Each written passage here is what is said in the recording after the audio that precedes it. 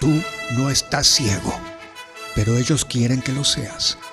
Tú no estás confundido ni jodido, pero ellos quieren que lo creas. Que vivas con miedo, enfermo, ignorante, es todo para los fascistas. Así es como te amansan, te anulan noche y día. Así es como esos maleantes tapiñan sus fechorías.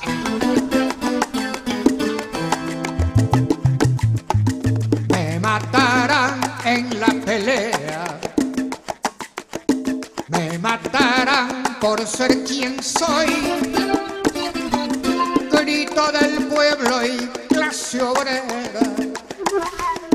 un enemigo del matón, del fascista y el ladrón. Aviva el seso, pana, aplícate, recuerda, al 15 de noviembre de 1922. Han pasado 100 años de esa matanza en Guayaquil.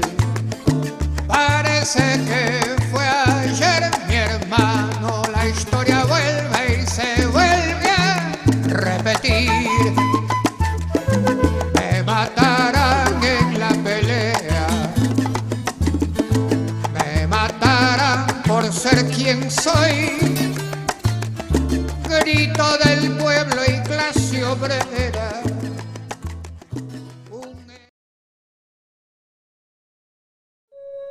Desde los Andes ecuatorianos, en las mágicas colinas aledañas al río Intac, provincia de Imbabura, nace un café, cultivado con amor por valientes mujeres a las que pertenece la marca Francesca.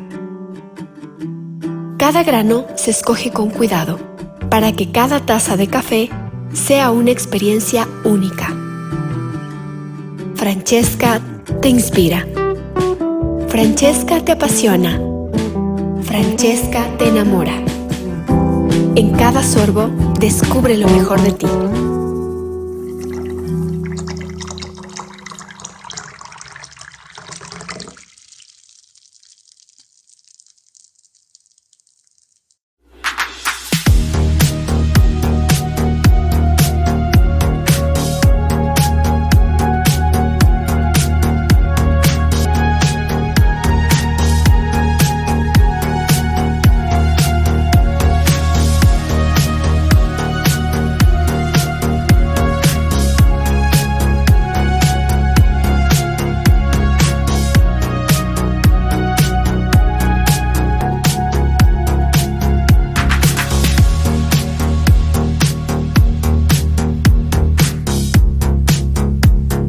Bienvenidos compañeros a esta nueva emisión de Hilando Fino. El gusto de tener ahora a este viejo amigo Carlos Bedoya, con quien vamos a conversar de la situación de nuestro hermano país. Muchas gracias por aceptar la invitación, Carlos. Gracias a ti, Pedro, y bueno, con gusto para conversar ampliamente sobre lo que sucede en el Perú, porque muchas veces pasa en América Latina que estamos muy imbuidos de nuestra problemática, y eso es un problema de la desintegración, la falta de cooperación, y no sabemos lo que pasa en el país de al lado, Así ¿no? es, y de manera muy particular es evidente el bloqueo que hay con respecto a las noticias de lado. Hoy mismo, ¿no es cierto? La noticia que están queriendo imponer los medios hegemónicos, inclusive las redes sociales, es que Isabel Presley se ha peleado con Vargas Llosa, y no sabemos todavía claro quién le pone cuernos a quién, cómo mismo van los líos de Total lado. El punto, superficialidad. el punto es que ningún medio está hablando del duelo, del dolor, de la angustia que tiene el pueblo peruano, con algunas docenas de fallecidos, con centenares de heridos y de presos, en solidaridad con esa lucha del pueblo peruano y en perspectiva de hacia dónde van esos dolores, esas sangres. Cuéntanos, ¿qué está pasando en el Perú, Carlos? Bueno, Como ustedes sabrán, de cuando en cuando hay una noticia fuerte del Perú, desde hace ya más de 6 años, y uno que está afuera dice, ¿qué pasa en el Perú? Porque no se entiende, cambian de presidente, cada año nuevo hay un nuevo presidente. En los últimos 5 o 6 años, ustedes también pasaron por un periodo así antes del correísmo. Entonces, este es un país que se retuerce por diversos factores, pero para entrarle, eh, las reglas impuestas en el año 92 con un golpe de Estado, en el año 1992, que todavía nos rige. Nosotros en el Perú vivimos bajo el signo del golpe del 92 todavía, Golpe de Estado de Fujimori y de de las Fuerzas Fujimori, Armadas, ¿no? Con Montesinos, y de las con los Fuerzas servicios Armadas de los secretos y toda la Montesinos, cuestión de la CIA, ¿no? totalmente lo que controlaron el Perú durante hasta el año 2000, que vino la primavera democrática y tal, pero esas reglas nunca cambiaron. Y esas reglas, o en lo económico, en lo político, en lo social, ya no sirven. Ese es el problema de fondo. Ni para regular el Estado peruano, ni para regular la sociedad.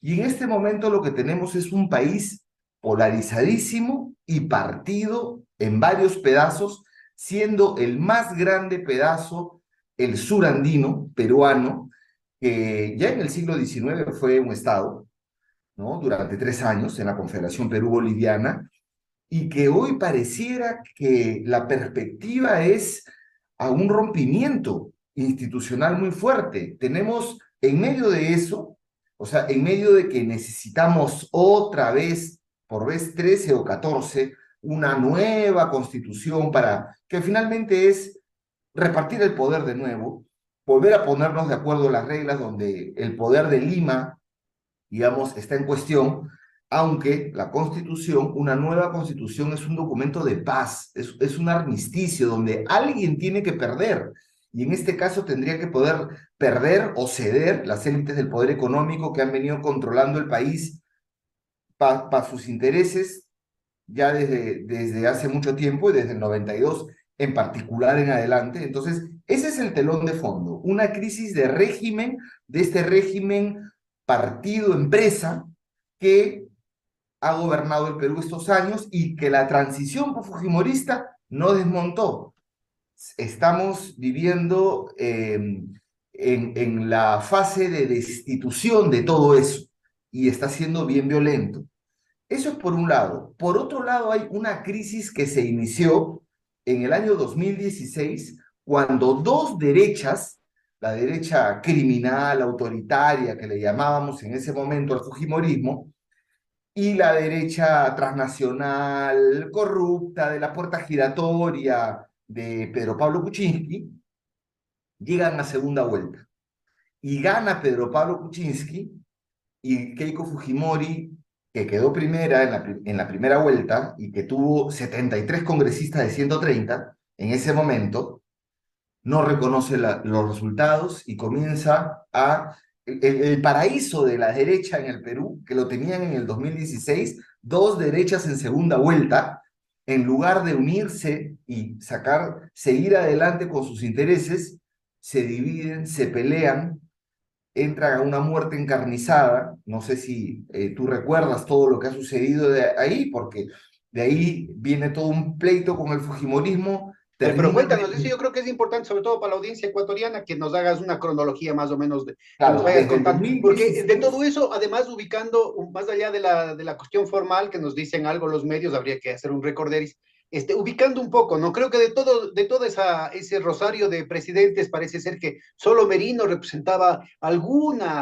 matiz, alguna diferencia con respecto al mismo bloque de poder que se constituye después de la derrota de Sendero Luminoso, más bien dicho, de la derrota por Sendero Luminoso y la dictadura de Fujimori, ¿no? Los sectores transnacionales ligados al capital financiero han estado básicamente gobernando en el Perú con distintas caras, pero creo que no, pero personalmente con Merino fue un Merino. golpe de la ultraderecha y que duró 6 días. A ver, cuéntanos, Pero, cuéntanos pero mira, voy a poner el titular. El primer titular era: las reglas del 92 en Perú ya no sirven para regular ni el Estado ni la sociedad. Segundo titular: Desde el 2016 no es posible armar un gobierno estable en el Perú que dure más de 2 años. No da, ¿no? Y si la señora Dina Boluarte piensa que a sangre y fuego lo va a lograr, me parece que no, que está equivocada. Y tercer titular, el partido político de la señora Dina Boluarte en este momento son las Fuerzas Armadas. Es el Comando Conjunto presidido por el señor Gómez de la Torre, que en su momento va a tener que responder junto con Dina Boluarte por los asesinatos cometidos el mes de diciembre del año 2022. Algo parecido a Bordaberry hace 50 años en Uruguay. Claro, ¿no? Y además, El como tú ropaje, señalabas, la fachada democrática, y detrás de eso el verdadero poder está en las Fuerzas Armadas. el comando conjunto de las Fuerzas Armadas, presididas por el general Manuel Gómez de la Torre, el señor Gómez de la Torre, que tuvo un acto fallido y en la primera conferencia de prensa de la presidenta, ella le da el pase, en vez de darle el pase al primer ministro o al presidente del Consejo de Ministros, le da el pase al general y el general le dice, muchas gracias, señora ministra. Eso ya es un meme, tiene más de millones de vistas en el Perú y revela el acto fallido. Claro. Además, a Pedro Castillo, que realmente fue un desastre, una frustración más, le pusieron una cáscara de plátano que la pisó pensando que él iba a dar golpe con las Fuerzas Armadas. Finalmente le dieron golpe a él y el golpe está ahí, indemne. Bueno, Desde... qué te parece si nos damos unos 2 pasitos atrás y Ya, está bien, está bien, está nos bien. cuentas un poquito, sobre todo para la audiencia más joven, Estábamos cuál en fue el el papel? 2016, ¿no es cierto? Pero antes de eso, yo creo que es importante entender, para entender lo que está pasando en el Perú, entender lo que fue Sendero Luminoso, la crisis que se provocó en el Perú y el golpe de Estado de 1992 de Fujimori, porque hay muchos paralelos con respecto a lo que está pasando ahorita, ¿no? Entonces yo te rogaría un poquito de paciencia y vamos viendo. Hay quienes sostienen, y entre ellos un ex guerrillero y ministro por 19 días de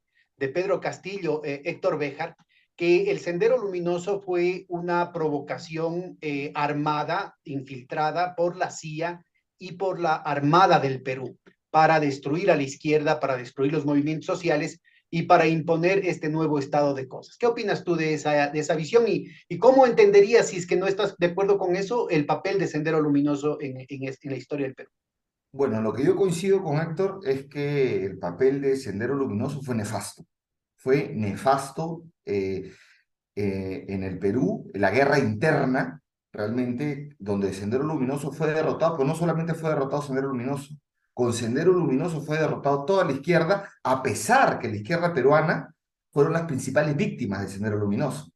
Ahí está el asesinato y el dinamitazo del cuerpo de la dirigente del Partido Unificado Mariateguista, 2, 3 días antes de que pida refugio en España, María Elena Moyano, en el año 92. No, fue Y un montón cruento. de dirigentes sociales de base en todo el territorio, sobre todo en los Así Andes, es, ¿no? como la respuesta del ejército y de las Fuerzas Armadas peruanas, y sobre todo en la primera etapa de la respuesta, fue también terrorismo de Estado. Fue también, o sea, casos a Comarca, Cayara, o sea, genocidio, ¿no? Y Y esto lo todavía, hicieron aprovechando esa autoconfusión, metiendo en el mismo saco a los sectores de izquierda que estuvieron a punto de ganar a principios de los años 80, era un factor muy importante de unidad, y en con realidad son los que le Arí, dieron en el el triunfo a Frente la guerrilla a la Arí, final, ¿no? con Hugo Blanco. No, Alan García gana en el 85. En ese momento compitieron contra Armando Villanueva del Campo, del APRA, ¿no? Sí, Pero lo que digo es que finalmente el bloque se deshace Con Barrantes llegaron a unificar de al tal manera 85. en el 85 que se dieron y no hubo segunda vuelta porque iban los dos a la segunda vuelta y en realidad era porque era un peso gravitante en el Perú la izquierda marxista, ¿no? Barrantes, bueno, estamos un poco desordenados, pero Barrantes en el año 83 fue alcalde de Lima, primer alcalde de la izquierda, desarrolló programas impresionantes sociales que no existían en ese momento en Lima Metropolitana, uno de los más conocidos, el vaso de leche, los comedores populares, creando además organización alrededor de todo ello. y se alistaba a ser presidente en el 85, a competir. Fue el candidato de la Izquierda Unida y que pasó a segunda vuelta con Alan García, pero ahí hay muchas historias, ¿no? Él cede la victoria, se retira de la contienda y negocia, porque calcula que Alan García ya tenía mucho arrastre, un partido de 60 años que se alistaba a gobernar, se había ayornado, estaba con empresarios, venía con toda la velocidad, Barrantes calcula mal, muchos señalan, y canjea el cederle a Alan García que vaya sin segunda vuelta, a cambio de que no presenten candidato en el año 86 a la Municipalidad de Lima. Algo que Alan García no cumplió, que presentó su candidato y con el arrastre Jorge del Castillo fue el primer alcalde aprista de Lima en el año 86. Bueno, un personaje también bastante polémico y un personaje, Jorge del Castillo, de la vida política del Perú en los últimos años. Pero bueno, en fin, en esos años vivíamos una guerra interna brutal.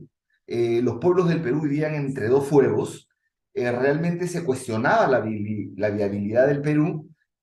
Finalmente, quien gana la guerra es las Fuerzas Armadas, y el que gana la guerra arrastra además en los derrotados a toda la izquierda que había combatido a Sendero, y imponen sus reglas. Imponen no solo sus reglas, imponen su narrativa, ¿no? De lo que fue la guerra interna, que ni siquiera aquí en el Perú se puede decir mucho guerra interna, porque inmediatamente te acusan, te dicen, no, se tiene que hablar de terrorismo, como si el terrorismo, que es un método de la subversión y se practicó en el Perú por Sendero Luminoso, pero también, y como recuerda Héctor Béjar, los primeros atentados terroristas en el Perú no fueron por Sendero Luminoso, fueron hechos por la Marina. Y por haber dicho eso, perdió el cargo de canciller.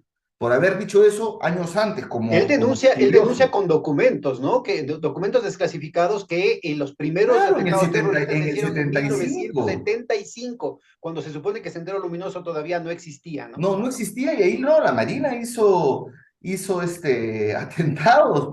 Ahí, bueno, hay todo un tema lo cuenta muy bien y lo detalla muy bien la historiadora Cecilia Méndez. Así que si vamos a hablar de terror, bueno, también hablemos de la ley del terror, que así se le llamaba, a la ley de 1865-66, que origina la rebelión liberal de Juan Bustamante, y que era la ley del terror. A todos los indígenas, la república los agarraba, se agarraba sus tierras, a los ayos, les cortaba el pelo a los caciques, una humillación, les quemaba sus casas y los trasladaba de un lugar a otro para que tengan desarraigo, y contra eso se opuso el diputado liberal Lanero, empresario Lanero, Juan Bustamante, que es diputado todavía, ¿no?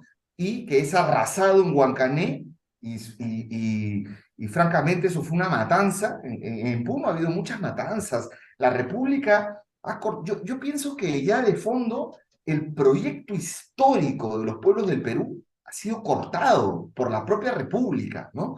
Y eso es lo que estamos viendo en este momento. Y el proyecto histórico del sur del Perú, que es bien distinto, que es, como dice el gobernador regional de Puno, estamos más cerca de La Paz que de Lima, ¿no? Porque como todo el mundo sabe, los balones de gas casero en Puno, en Cusco, son los que se adaptan de Bolivia, porque viene el gas de contrabando de Bolivia mucho más barato, en vez de hacer convenios. Lo mismo que pasa con el Ecuador, que viene la gasolina y que se venden los grifos a los precios inflados del Perú, porque aquí no hay control de ningún tipo, a pesar de que tenemos producción, bueno, en fin, todos son negocios, y afecta a los transportistas, a los comercializadores en el Perú, pero en lugar de hacer y existen los convenios, los memorándums para hacer una integración energética, tú lo has visto muy bien eso, lo Pero conoces, no ¿no? conviene que se institucionalice eso para que siga el negociado, Por para supuesto, que siga el y todas mercado las negro. mafias, ¿no? Todas las mafias y las economías ilegales, que después uno dice, y el oro, el oro ¿cómo sale el oro del Perú? El oro ilegal, el oro que trae trata, sale pues, por las plataformas financieras, sale con la venia de las empresas mineras más grandes que lo lavan, pues, ¿no? Pero bueno, en fin, volviendo, la pregunta, Sendero Luminoso generó, bueno, una desgracia en el Perú. Yo no puedo confirmar la tesis de Héctor Béjar, me faltan elementos, pero sin embargo las consecuencias fueron brutales y el resultado, la consecuencia política fue el golpe del 92 y el fin del Estado velasquista. El fin del Estado como un... Recordemos a nuestros jóvenes sobre todo, ¿no? Velasco Alvarado fue un general progresista que dio un golpe de Estado al gobierno oligárquico y represivo de Belaúnde, Fernando ¿no? Belaúnde De Terry, Belaúnde en 1968, el y 3 de que octubre. después de una embolia que le cortaron la pierna, fue depuesto en 1975. Importante porque el paralelo sería acá un gobierno mucho más moderado del general Rodríguez Lara, que todavía vive, que hizo unas reformas importantes, que duró de 1972 a 1976. Entonces, la contrarrevolución dentro de las Fuerzas Armadas que ustedes tuvieron con Morales Bermúdez Bermúdez. fue hecho espejo acá, con resonancias pinochetistas, pero mucho más moderadas también, por el triunvirato militar, ¿no? Entonces, solamente para que los Solamente demás tengan un decir poquito más de referencia. algunos matices nada más de lo que has dicho. Velasco, un general nacionalista. eh, Hay un libro espectacular de Velasco, creo que uno de los mejores. Hay muchos libros sobre Velasco, pero uno de los que yo recomiendo es el de Rolando Rojas, que se llama Los años de Velasco, salió el año pasado. Pero bueno, en fin, Velasco da un golpe de Estado a Fernando Belaúnde Terry, que era un gobierno de acción popular, que era más bien un gobierno reformista que sucumbe ante las élites del poder económico, ¿no? Me recuerda como Ollanta Humala, una cosa así, ¿no? Fernando Belaúnde Terry, primer gobierno, ¿no? Que vino con la bandera de la reforma agraria y de la nacionalización de la Petroleum Company, de la IPC, de la International, y vino todo el escándalo, la La página IPC, por si 2. acaso, es subsidiaria de la Standard Oil, ¿no? Lo que sería ahora Exxon. Sí, y todos realmente estamos hablando de los mismos grupos económicos que están en nuestros países, ¿no? En Argentina, Y en perdón, me México, equivoco, porque ahorita ya se fusionaron nuevamente y en realidad ahora es Chevron. Al Chevron, principio pues. las obligaron a dividirse y entonces eran dos Sí, distintas, la no, es Chevron la y la Exxon. Chevron. Ahora Y están ustedes nuevamente, con la Chevron, así digamos, es. Son los han mismos, sufrido. son los mismos. Los mismos que provocaron la guerra de 1941 entre Perú y Ecuador. Es que ahí está el fondo, porque yo lo que digo es en el Perú, ¿qué se está ensayando en el Perú? ¿Un nuevo tipo de golpe militar? Porque en Honduras en el 2009, contra la primera ola de gobiernos progresistas, se ensaya el golpe parlamentario. Y de ahí vienen los golpes parlamentarios en Paraguay, en Brasil, ¿no? Vienen los golpes parlamentarios de ese tipo, ¿no? Del tipo que viene, digamos, a acabar con gobiernos eh, progresistas, reformistas, de izquierda, como queramos llamarlo. ¿Qué se está ensayando en el Perú hoy? Un golpe ya, un régimen cívico-militar. Eso es lo que tenemos aquí, en el Perú. En este momento vivimos un régimen cívico-militar. Entonces, para retomar la idea, Velasco inicia una serie de reformas con las Fuerzas Armadas, siendo una de las más importantes, perdón, es mi gatita que siempre está por aquí, esto pasa en los Zooms, inicia un conjunto de reformas en la educación, en el campo, en la industria, y se quedó todavía con muchos pendientes. Son como Eh, 6 millones de hectáreas de reforma agraria, ¿no? sí, Entre. por lo tanto, en el Perú, el problema de la tierra no es un problema por la tenencia de la tierra, ya porque las agroexportadoras que tienen muchas tierras han ganado tierra al desierto con plata del Estado. Pero la más grande agroindustrial es la más chiquita de las comunidades campesinas que son las dueñas de la tierra en el Perú. Pero el problema, lo que hay que matizar allí es porque las comunidades están en la sierra que ha sufrido un No, grave en todo el deterioro Perú, en ecológico, todo el Perú, en la costa también. pero las tierras que tienen las comunidades son más bien de una tierra de baja calidad y sin infraestructura, ¿no? Ese es el problema. El problema es que necesitamos una revolución productiva. Aquí cuando se habla de segunda reforma agraria no estamos hablando de quitarle la tierra a las comunidades campesinas, sino de, no, o sea, en vez de subsidiar a la gran industria de exportación es hacer una revolución productiva en el campo peruano, ¿no? Pero bueno, en fin, hubo muchas reformas de Velasco y además muchas empresas nacionales. Eso, a pesar de la contrarreforma de Morales Bermúdez, eh, ese Estado se mantuvo todavía hasta el golpe del 92. Recordemos el paro, además, la respuesta y el fin del gobierno de Morales Bermúdez. El paro enorme del 78, el paro enorme del 78 que Es el que fue, forza el retorno constitucional, en verdad, ¿no? claro, Y el ¿no? retorno del propio Belaúnde Terry. Y por más bien no unidad de la izquierda que se alistaba con Hugo Blanco a ganar las elecciones, eh, el Frente Ari se divide en 5 candidaturas y nuevamente se atomiza a la izquierda. Nuevamente se une y en el 85 da el push nuevamente, digamos, pasa a segunda vuelta tremendo. Pasa lo de Barrantes y en el 89 se divide y nuevamente 2 candidaturas en el 90, además que apoyan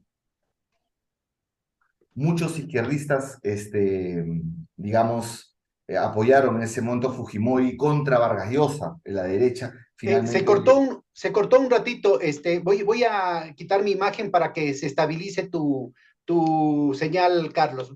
Se cortó un ratito y pudiera repetir qué pasó después de que se dividió en 5 la candidatura que podían haber ganado con Hugo Blanco. Hugo Blanco, para nuestra audiencia ecuatoriana y los más jóvenes sobre todo, fue un dirigente sindical que en los años 60, ante la represión de los latifundistas, creó unas milicias de autodefensa. Fue apresado, estuvo con riesgo de sufrir la pena de muerte que todavía existía en el Perú en ese entonces, y finalmente fue indultado por Velasco Alvarado, ¿no? Solamente Sí, para que tengamos una referencia. Después sí, viene, ¿no es cierto?, el tema que hablábamos de Barrantes, el frijolito. Cuéntanos un poquito qué pasó en torno a esa época. ¿Por qué bueno, se fue un apagó la momento candidatura de de, Hugo Blanco y surgió la de Barrantes? debo decir que yo no he vivido esas épocas, era niño, pero me gusta la historia del Perú y vengo de la tradición de vanguardia revolucionaria y del Partido Unificado Mariateguista, por lo cual estoy imbuido de esta historia. Solamente decir que Hugo Blanco, pues, es el forjador de la reforma agraria en el Perú desde los años 50, en la convención en Cusco, ¿no? Hay un libro espectacular sobre eso que se llama La Revolución de los Arrendires. Él no era de ahí, él llega ahí para formar sindicatos. Ahí ya hay, ya había unas revueltas por los abusos de los efectivamente latifundistas, pero bueno, en fin, luego de Aquí, eso, solamente para que quede como paralelo, aquí hay una figura muy similar, anterior a él, que todavía vive, que es Jaime Galarza Zavala, ¿no? ¿Cómo es? Aunque Hugo Blanco es más de orientación trotskista, Jaime Galarza es mucho más ortodoxo. Jaime Galarza es un poco mayor que él, y él tiene una tradición asimismo de mucho trabajo a nivel de los guasipungos acá, y por la lucha por la reforma agraria todos los años 50, ¿no? También sufrió cárcel, pero él no fue indultado y sufrió cárcel, mira los paralelos, también sufrió cárcel durante el gobierno progresista de la dictadura de Rodríguez Lara. Solamente para poner paralelos. esos parangones son interesantes. Bueno, en fin, finalmente Hugo Blanco, bueno, que es un ícono hasta el momento, está vivo todavía, es muy respetado, eh, que es forjador de la reforma agraria, ¿no? En el Perú, en la convención, ¿no? Ahí habría que hablar mucho sobre también la experiencia guerrillera en el Perú, donde participó Héctor Beja, pero bueno, en fin, en el año Pero yo creo 85. que es importante señalar, por lo que vamos a hablar más tardecito del tema regional, que Hugo Blanco operó en el norte de Perú. No, Hugo Blanco en la provincia de la Convención en Cusco, Ah, en pero Cusco. también él se ha movido por diversos lugares. Él era una persona que se convirtió él mismo en un campesino y así vivió toda su vida. Y después de eso, porque él fue con la idea trotskista de fundar sindicatos en la convención, algo que eso es discutible si tuvo éxito o no, pero finalmente él se identifica con la lucha de los arrendires en la convención, después del asesinato del hacendado Duque, eh, que era colombiano además, seguramente pariente del expresidente colombiano, y él ahí en la convención es donde él hace esta lucha enorme, por lo que termina preso, pero antes de Velasco se consigue en el año 62-63 durante la Junta Militar, la Junta Gubernativa de Pérez de Godoy, Nicolás Lingley y otros más, se consigue la reforma agraria para la convención. O sea, digamos, ya comienza, se abrió la brecha. Y lo que hace Belaúnde es incumplir sus promesas y una reforma mucho más tímida que no toca las más grandes haciendas. Finalmente, Velasco Alvarado profundiza esa reforma agraria, pero profundiza una reforma agraria a través de las SAIs, de las sociedades agrarias y de las cooperativas enormes que finalmente vienen a representar, a reemplazar a las haciendas, y las comunidades indígenas y campesinas de Puno, de Cusco, de Apurímac, revientan la reforma agraria de Velasco y hacen su propia reforma agraria con toma de tierras, se imprimen sus propios títulos de propiedad, ¿no? Ese fue revolucionario, ahí tiene que ver mucho vanguardia revolucionaria. La última toma de tierra fue en el año 89, de 1 millón de hectáreas, y con eso se Ya bajo el consolidó. gobierno de Alan García, ¿no?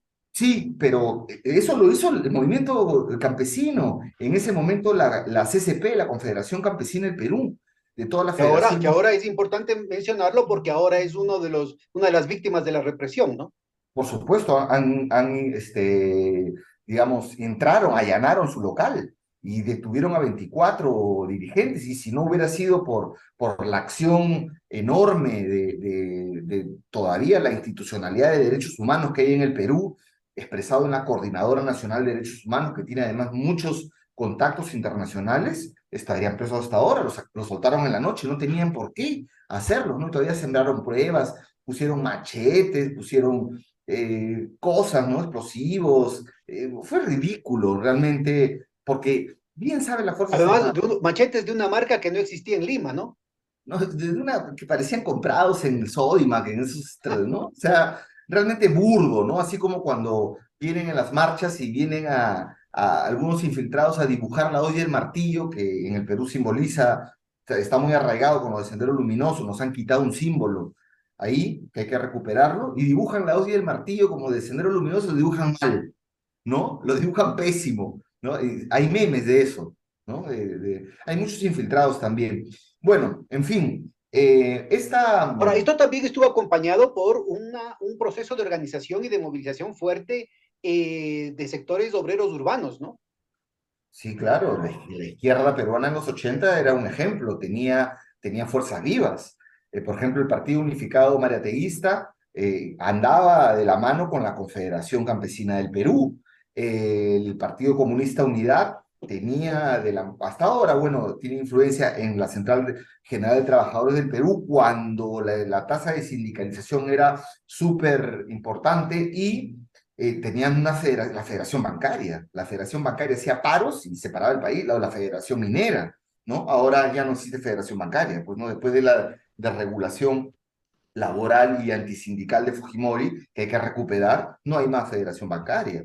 Ahora, esto de aquí es Hay importante porque sindicatos. en ese marco lo que el primer Alan García, cuando todavía tenía 35, 36 años, asume esta presidencia apoyado por la izquierda unida de Barrantes en esta negociación fallida, y empieza con un programa de política económica progresista que ante su claudicación ante los 12 apóstoles, es decir, los 12 grupos oligárquicos más poderosos, terminó en una hiperinflación. Sí, sobre eso habría que hablar alguna vez sobre la historia del APRA, ¿no? La historia del APRA es fascinante, ¿no? De Víctor Raúl Aya La Torre, bueno, que era el maestro de Alan García, ¿no? Bueno, finalmente Alan García siguió su propio camino, en lo que se llama el alanismo, y bueno, de eso también hay que conversar. Pero la historia del APRA es una historia estupenda, porque es la historia de lo nacional popular y de los populismos latinoamericanos en los 30, desde los 20, ¿no? Desde el año 24 en adelante, que se funda el APRA como movimiento, y luego ya en el año 30 como partido para postular a la presidencia en el 30 a Víctor Raúl de la Torre, que fue su primera postulación. Y postuló 3 veces, nunca lo dejaron ser presidente. Su único cargo público fue presidente de la Asamblea Constituyente y ahí nomás murió, ¿no? Terminó la Constitución y él murió en el 79 mismo. Pero efectivamente, en el caso de Alan García es un gobierno bastante polémico que tuvo algunas medidas que el primer García, que hasta ahora se recuerdan, incluso con afecto por algunos grupos de izquierda, ¿no? Como lo que fue el tema de la deuda, ¿no? Del 10% de la deuda, de exportaciones solo para el pago de la deuda, no más, ¿no? Que también fue el tema de la nacionalización de la banca, estatización de la banca en realidad, que fue bastante cuestionada y que dio origen a una respuesta brutal, muy fuerte de parte de la derecha, y se crea el Fredemo, ¿no? Y Mario Vargas Llosa nace de esa lucha, y nace a la política, ¿no? Él lo cuenta muy bien en su texto, En ese El pez en entonces el agua, ¿no? yo recuerdo que no se podía hablar de la guerra económica, pero ahora es evidente que lo hicieron con Alan García, lo hicieron con Alfonsín en Argentina, ¿no es cierto? Que era el complot de parte de los grandes bancos, de las grandes empresas, las grandes transnacionales, con el apoyo de la embajada americana, para manipular los mercados y quebrar la economía del país, ¿no? Generar hiperinflación, Sí. carestía, en fin, yo creo que es importante tener en cuenta porque ahora está evidente, ¿no es cierto?, el hecho de que se pueden manipular los mercados. Pero hubo mucha historia después de Alan García, ¿no? Sí, sin duda, sin duda. Sin Pero vale duda, la y pena. Alan García se mató, se suicidó el año 2018, y eso es también una señal de la crisis, porque el Pero ya ese campo es de otro Alan Enrique García. Capi, Este es un Alan García ya totalmente entregado a los grupos oligárquicos, ¿no? Y a la totalmente, derecha. sí. Así es, ya ese es otro Alan Yo, yo, García. yo, yo quería un poco caracterizar la derrota de la izquierda en los años 80 y los 90, vinculado, por un lado, a esta cuestión del Sendero Luminoso, que además asesinaba dirigentes sociales. Por otro lado, por la guerra sucia del Estado y de las Fuerzas Armadas peruanas, que utilizaban esa autoconfusión para también reprimir a los sectores populares, a las organizaciones populares y a la izquierda. Pero por Y otro la lado propia también izquierda también, una ¿no? Y la política propia económica izquierda también, fallida. que se dividió. Y la propia izquierda, digo, ¿no? Que también, digamos, tuvo, después de haber convocado en Villa El Salvador a la Asamblea Nacional Popular, miles de delegados nacionales, o sea, increíble, a los meses se rompe Izquierda Unida. Pero Entonces, sí hay es en que ese decir, marco lo que gana, entonces solamente por completar la pregunta, entonces es en ese marco, ¿no es cierto?, con una política económica fallida que escarmienta a la izquierda, que le terminan endosándole como una responsabilidad de la izquierda, sí, es que se presentan las candidaturas oligárquicas, abiertamente oligárquicas y neoliberales de Mario Vargas Llosa, claro, construido se justamente juntan los sobre tres esta partidos de ofensiva derecha empresarial. Y por otro lado, aparece Fujimori originalmente como una propuesta popular, como una propuesta progresista, de la izquierda. antioligárquica, antineoliberal. E inmediatamente que gana, se vira y asume todo el programa neoliberal y oligárquico de Vargas Llosa. Sí, bueno, ahí hay que decir varias cosas. Lo primero es decir que efectivamente, ¿por qué se divide la izquierda? Que ese es su principal problema en el año 89 para encarar el año 90 las elecciones. Porque hasta ese momento el Perú se hablaba de la mesa de tres patas, ¿no? La derecha, que era el PPC con Acción Popular, representaba, normalmente iban juntos, tenían alianza. De hecho, Luis Bedoya Reyes postula en el año 85 con esa El alianza, Acción PPC es el Popular, Partido Social Cristiano de acá del Ecuador, por si el acaso. Partido Popular Y Cristiano de Alianza la Popular es derecha. el de Belaunde, ¿no es cierto? Que No, el era de un la Unión de partido, Acción Popular, que deriva en ¿sí?, derecha, y que parecido a lo de ahora, Sixto Durán Ballén acá en el Ecuador, para tener un claro, poco una sí, idea. Y sí, ahora muy Lazo sería, interesante. ¿no? Claro, más que Lazo, yo diría que el Partido Acción Popular ha derivado en una confederación de múltiples intereses para entrar al poder, en- a los distintos gobiernos y tal, pero que ahora es responsable de la crisis. Solo Ya, para eso terminar yo la creo que es idea. importante ubicar que todos los partidos políticos entran en un proceso de crisis después del Fujimorato, ¿no es cierto? Que prácticamente los vacía de contenidos, ¿no? Habían partidos de larga tradición, el APRA, Acción Popular también era un partido más o menos estructurado durante décadas, y de pronto con el golpe de Estado de Fujimori, esos mismos membretes se vacían de contenido, inclusive dentro de del propio esquema de la democracia representativa burguesa, ¿no? Mira, yo creo que en Perú ya no podemos hablar ahorita de sistema de partidos políticos, no podemos hablar de partidos políticos, lo que podemos hablar es de un sistema de representación bien mafializado, donde los que tienen el registro cobran para quien quiera acceder a, ¿no? Y en general, derecha, izquierda, por todos lados hay, ¿no? Porque el papel de Juntos por el Perú, ¿cuál ha sido, ¿no? Pero en fin, solamente volviendo a la mesa de tres patas, que era la derecha, que era el APRA y la izquierda. Esas eran las tres mesas.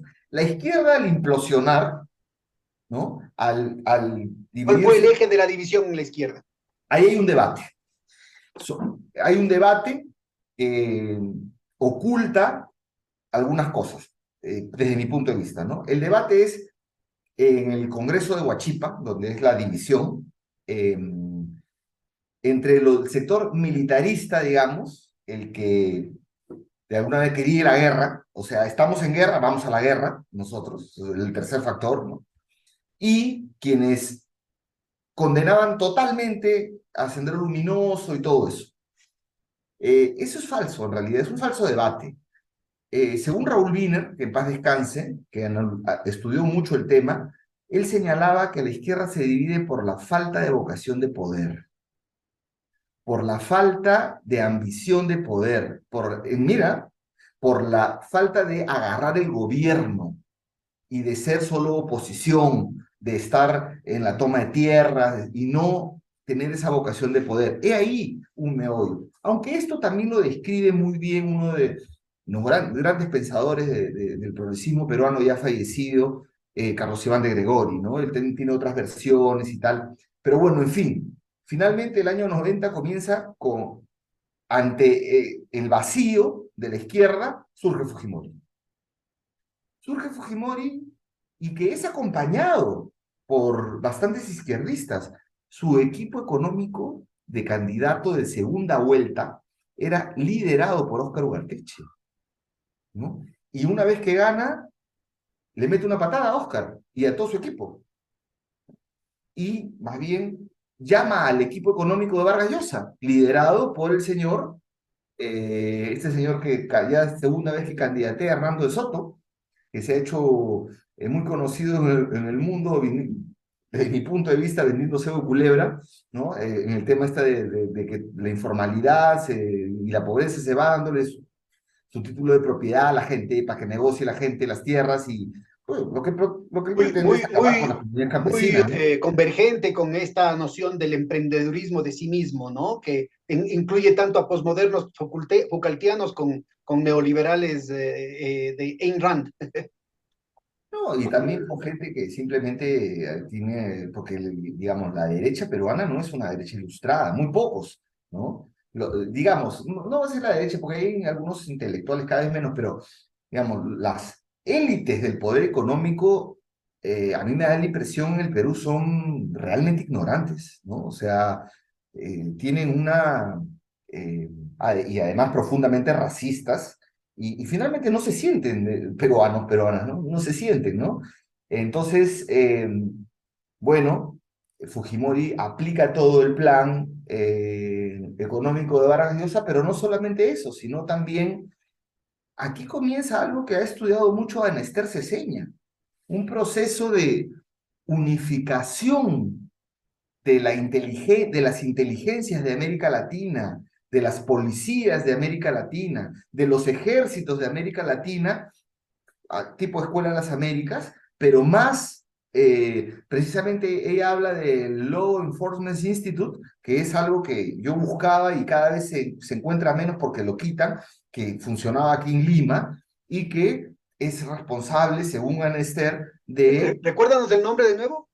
el Law Enforcement, no, Enforcement. Law Enforcement Institute, que es, y algo más, ¿ya? No recuerdo bien el nombre, el nombre exacto lo tiene Ana Esther, ella habla de eso, que era finalmente la escuela de la policía donde arman los protocolos B. ¿Cuáles son los protocolos B? Los protocolos B son que cuando interviene la policía están escondidos, primero que hay infiltrados, segundo que hay escondidos armas de fuego, o municiones para cambiar los perdigones, o sea, otras armas para disparar perdigones de plomo, o sea, balas, ¿no? Y dejar, no usar las que son estas disuasivas, ¿no? Que son de goma. Entonces, de alguna manera, eso es una característica, ¿no? La Esto es importante policía, ubicar porque parece que está nuevamente aflorando ahora una cosa similar, ¿no? Porque ahí el lo que disparo al teníamos ojo. el gobierno de Fujimori era un gobierno básicamente contrainsurgente, gobernado por las Fuerzas Armadas y la CIA, los mecanismos de seguridad de la CIA. Hasta que le eh, bajan el dedo, ¿no? Sí, y con un factor muy importante que era Montesinos. Yo creo que ahí está una cuestión crucial vinculada además al tema del narcotráfico, ¿no? Montesinos es una figura que ahora como que le está haciendo falta, pero hay muchos paralelos. Ahí hay un personaje que vuelve a aparecer ahora, que creo que está en la dirección de inteligencia, Salazar, ¿no? Ahorita con el actual gobierno. No, es el señor, no es Salazar, es se me ha ido el nombre, Pero ahorita bueno, te lo forma digo. parte de esta época, de este Lo enlace han, fujimorista, ¿no es lo han cierto? nombrado jefe de inteligencia ahora. Jefe de inteligencia, sí. Entonces yo creo Liendo, que, Juan ah, Carlos Liendo, Juan Carlos Liendo, Liendo. Juan Carlos Liendo, sí, Juan Carlos Liendo. Entonces yo creo que, pero él creo que era asesor, él creo que era uno de los del escritorio, del despacho del general Salazar, por eso es la confusión. Exacto. Así es, que fue Eh, además criminal Vinculado a los grupos paramilitares, estos del Grupo Colina, y no solamente eso, sino que en la historia reciente ya, asesor del despacho de uno de los políticos más de ultraderecha que existen, que es el almirante Cueto, ¿no? Un saludo para el almirante Cueto si ve esto, pero de los políticos más de ultraderecha que existen en el Perú, ese señor, que además viene de este antecedente, es ahora jefe de la inteligencia Bueno, del yo creo que es Perú. muy importante señalar el hecho de que eso tenía una relación directa con los servicios de inteligencia, tanto porque el propio Vladimir Montesinos fue trincado por un general peruano dando reportes, estando en servicio activo, como capitán en servicio activo del ejército peruano, dando información secreta y fue Los declarado 70, sí. traidor por las Fuerzas Armadas peruanas, dando información a la Degradado. CIA en los Estados Unidos. Así es. Entonces, yo Así creo que es es el importante antecedente. ubicar, ¿no es cierto?, la vinculación de esta interfase que se hace el gobierno de Fujimori con el narcotráfico, con los servicios de inteligencia, con las grandes finanzas, las grandes empresas transnacionales, sobre todo mineras, inglesas, canadienses, ¿no es cierto?, de esa tradición. Y por otro lado, ¿no es cierto?, la vinculación directa con los programas sociales que estaban el Banco Mundial, el Fondo Monetario Internacional, el Banco Interamericano de Desarrollo, que tenía, y una cantidad de ONGs norteamericanas que prácticamente iban hasta con sueldo, con doble sueldo a funcionarios específicos, crearon un estado paralelo para los programas sociales contra insurgentes del gobierno de Fujimori. Y eso es un tema. Claro, eso en sí mismo es un tema enorme, porque, mira, cuando viene Fujimori y viene todo esto de la focalización, ¿no? Del tema, ya no los derechos universales, ya no la seguridad social, se elimina ya no la planificación, y efectivamente viene con todo este paquete de créditos, además, los primeros, y esto estaba en la tesis de una abogada que yo leí, una tesis de maestría, lo ponía ahí, y es un dato que siempre repito, los primeros 10 millones de dólares, no es nada, ¿no? Que llegaron al Perú con Fujimori porque estábamos con problemas de crédito internacional y llegan del Banco Mundial, fueron con con la condicionalidad de acabar con la banca de fomento. Es decir, 10 millones, 10 pinches millones de dólares, como diríamos, acabaron con la banca de fomento, que efectivamente tenía problemas, que había sido una especie de caja de algunos grupos de gobierno aprista y tal, pero se tiraron al agua sucia con todo y el bebé, como se dice, ¿no? Y se eliminó la banca de fomento y desde ese momento en el Perú no existe una banca de desarrollo. Lo que hay es que lo han vuelto a crear el agrobanco, que es una cosa pequeña, que es insignificante. No hay banco de vivienda, no hay banco, el banco agrario, Toda ¿no? la red de la banca estatal de desarrollo fue destruida, ¿no? Que es Por el proyecto que supuesto, acá de en el lo que Ecuador lo tienen entre ceja y ceja desde hace décadas y que parece que lo van a terminar de lograr ahora, ¿no? Bajo el formato de una fusión este va a ser el antecedente para liquidarlo finalmente.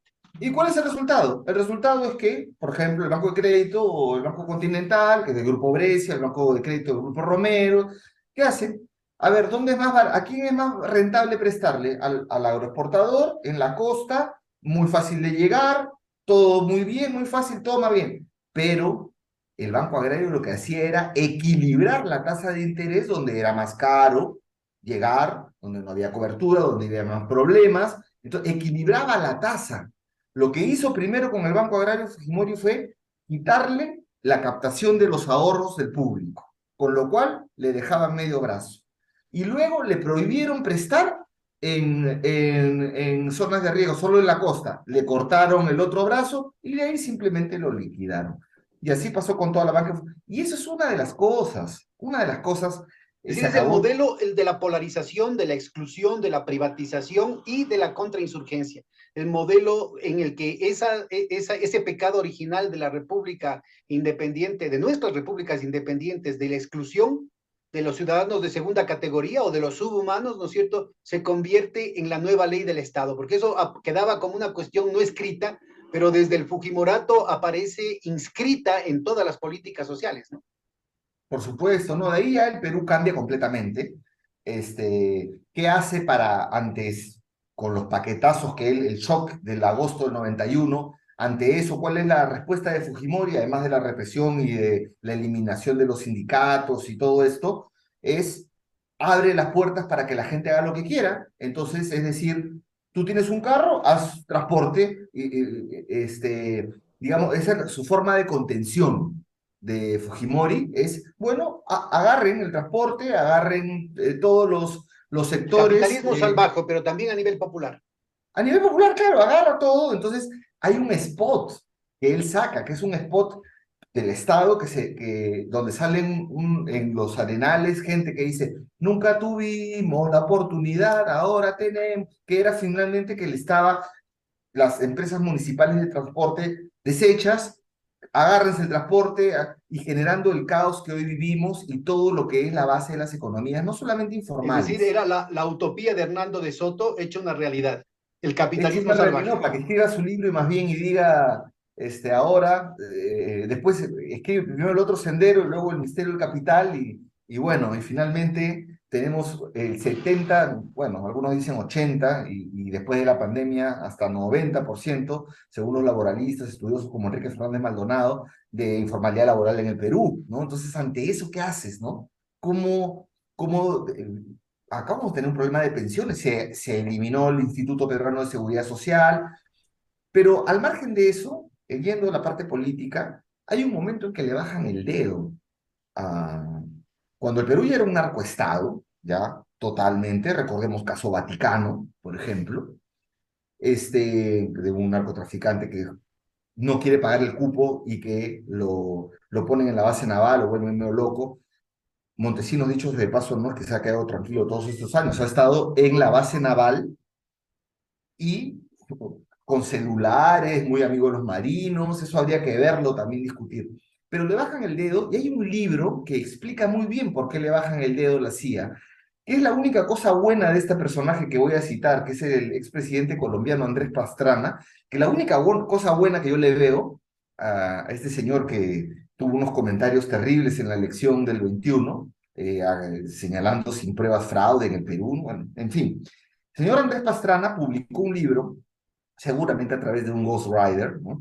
Que se llama Memorias Olvidadas, donde hay, y justamente lo tengo aquí porque siempre me acompaña este librito de Andrés Pastrana, donde el capítulo, y lo recomiendo, el capítulo nomás, el capítulo 8, que se llama Los fusiles que tumbaron a Fujimori y cuenta exactamente la operación de inteligencia y cómo fue que Montesinos ya estaba vendiendo a través de documentos oficiales, armamento directamente a las FARC y los dejaba y los tiraba con los aviones del ejército peruano en la frontera. Venía la FARC, los recogía. ¿Y quién pagaba eso? Fernandinho. ¿Fernandinho quién era? Un narcotraficante brasileño que pagaba, bueno, ahí, digamos, el dinero, la coca y las armas eran la moneda de cambio del narcoestado que terminó siendo, que cleptocracia también, que terminó siendo Fujimori y que explota por eso, por ese tema, donde ya eso no se lo permiten los gringos. Pues. Eso ya no se lo permiten. Y bajan el dedo. Y finalmente, Esto ya es en el año, esto ya es a final de los 90. 2000, 2000. 2000, ¿no? Donde cuenta cuando se encuentran en Brasilia, Pastrana, y venía Fujimori con un maletín, con las pruebas para explicarle que era falso y que no podrían abrir el maletín y que nunca se abrió el maletín. Bueno, y es muy gracioso porque hay sectores supuestamente nacionalistas de derecha en América Latina que denuncian al narcotráfico diciendo que Fujimori era un luchador en contra del narcotráfico y que el Fujimorismo hasta ahora es la burguesía nacionalista peruana en contra del narcotráfico. No, ninguno. Toda su familia, yo antes se hablaba de Bandido Fujimori, que es un texto de Raúl Wiener muy interesante. Yo le llamo ahora clan, el clan Fujimori, porque Fujimori está preso, pero su familia, Keiko Fujimori, Kenjo Fujimori, siempre están vinculados con el narcotráfico. Por ejemplo, el caso Limaza, esto no es invento mío, está judicializado. 100 kilos de coca en los almacenes de la empresa de los Fujimori, en uno de sus contenedores. ¿No? Entonces, ¿Y están siendo procesados por eso o no? sí, pero digamos, la justicia hasta ahora, por eso había un Como en toda América asesinato. Latina, el partido judicial. Perdón, se asesinó al periodista del Comercio, Luis Choi, que estaba investigando eso. Y capturaron a los sicarios, los pusieron en San Juan del Lurigancho o en Canto Grande, uno de esos dos penales que quedan cerca, se fugaron y los mataron en la fuga. O sea, mira, imagínate de qué estamos hablando. O de las vinculaciones de Keiko Fujimori con Oyupito, que es otro narcotraficante y tal. Ahora, en el caso peruano, sobre eso que tú hablas del partido judicial, sí es interesante, pero el caso peruano tiene sus particularidades, porque la Bajato, a diferencia de todos los países de América Latina, yo le Como llamo, Odebrecht. con Odebrecht, yo le llamo, y OAS y otras, yo le llamo el daño colateral de los gringos en América Latina. ¿Por qué? Porque eso tumbó a PPK, porque fueron encarcelados los presidentes de la derecha. O sea, todo lo contrario que pasó en América Latina en lawfare, aquí fue el daño colateral de ellos hacia los presidentes de derecha. Pero justo cuando está desarrollándose ese caso, Bueno, y aparece... aquí ya estamos retomando con lo que empezamos la conversación. Yo creo que es muy importante. Dijiste tres vectores fundamentales para entender la política peruana. Y el segundo decías, el primero, vamos uno por uno. El primero, ¿por qué el régimen, o sea, lo que está detrás de esto sería el bloque de poder que se constituye tras la derrota del Fujimorismo, perdón, tras la derrota de Sendero Luminoso, tras la derrota de la implosión de la izquierda y la constitución de este nuevo Estado anti-velasquista, de este nuevo Estado antidesarrollista, Fujimorista, nuevo Estado neoliberal, privatizador? Fujimorista, sí. ¿Por qué se agota ese modelo? ¿Por qué se agota ese régimen? Porque no resuelve en absoluto los problemas, a ver, lo digo así, no permiten que la gente viva como gente, no permiten que la gente viva de manera decente, no permiten que una persona que es de clase media, incluso clase popular, se le enferme un hijo de cáncer y no quede en la miseria absoluta para que puedan atenderle al hijo, curarle, o incluso muere el hijo y muere la deuda muere, y se quedan sin casa y todo eso. Entonces, eso está agotado, pero yo quiero decirlo así, quiero decirlo más específico, porque yo dije, las reglas del 92, consagradas en la Constitución del 93, ya no sirven para regular ni el Estado ni la sociedad. ¿Qué es eso? Ya, primero, el modelo de Pero subsidiariedad. te pediría un favor, ayúdanos explicando esto para los de abajo y para los de arriba, porque parece ser que los de abajo ya no quieren y los de arriba ya no pueden. Es que claro, porque los de arriba ya no pueden, digamos, seguir acumulando de esa manera, con unas tasas de ganancia que en el Perú han tenido de 17, 20%, ni en Estados Unidos las tasas de ganancia son así. Si un empresario con tasa de 9, de 10 ya están felices, acá tasas de 22, además la boca de cocodrilo, ¿no? La renta entre lo que se divide, lo que va para las utilidades para lo que va para los trabajadores, eso que Humberto Campodónico le llama la boca de cocodrilo, ya está así, ya.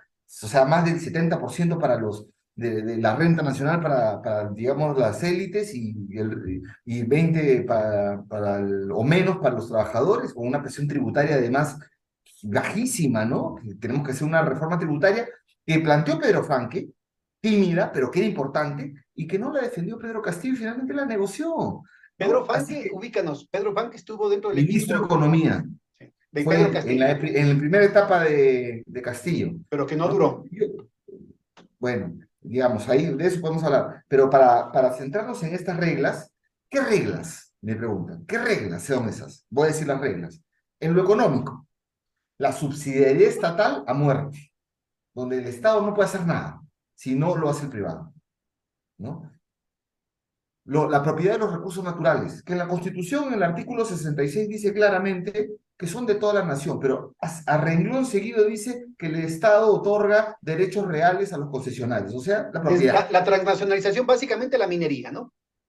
De todos los recursos naturales, del gas, del cobre, de todos los recursos naturales que hay, ¿no? En lo económico, para poner tres cosas en lo económico. Voy a poner cuatro cosas en lo económico y una cosa que a ti te interesa bastante también. La tercera cosa, los contratos ley. Los contratos ley con las transnacionales a nivel de constitución, ¿no? Donde les dan un régimen totalmente, no les puedes hacer nada, ni a petalazos, tiene como Es decían decir, en Ecuador. se invierte la pirámide de Kelsen en la que a la parte más, en la cúspide de la normativa está la Constitución y los derechos humanos, luego vienen las leyes orgánicas, las leyes ordinarias, los decretos, las ordenanzas, etcétera, etcétera, y al final están los contratos que se supone que incluyen todas las leyes, sino que se pone el contrato por encima de la ley. Lo has dicho muy bien, la inversión de la pirámide de Kelsen, el contrato es el contrato ley, nada más de decir contrato ley, y no debería llamarse contrato ley, debería llamarse contrato constitución, porque es más, contrato supranacional, porque es ni siquiera, o sea, no puedes tocarlo, ¿no? Ni con el pétalo de una rosa. Esa es la tercera. Y la cuarta, hay varias, pero la cuarta te voy a decir, el Banco Central de Reserva, a ultranza. No, además de que el Banco Central de Reserva no puede financiar ningún descubierto del Estado peruano, ¿ya?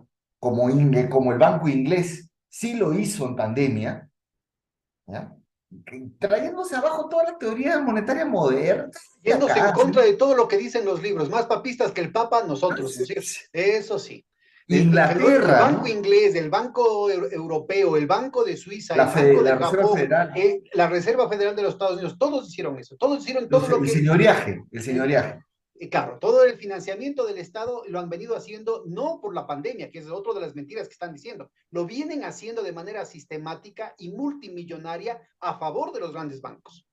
Sí, bueno, pero el Banco Inglés agarró y todos los descubiertos del Estado los cubrió. No, no pasó nada. No hubo inflación, no pasó nada. Nadie hizo terrorismo económico, nada. Aquí en el artículo, si no me equivoco, 74 de la Constitución, que habría que reformar, o 84, tengo que revisarlo.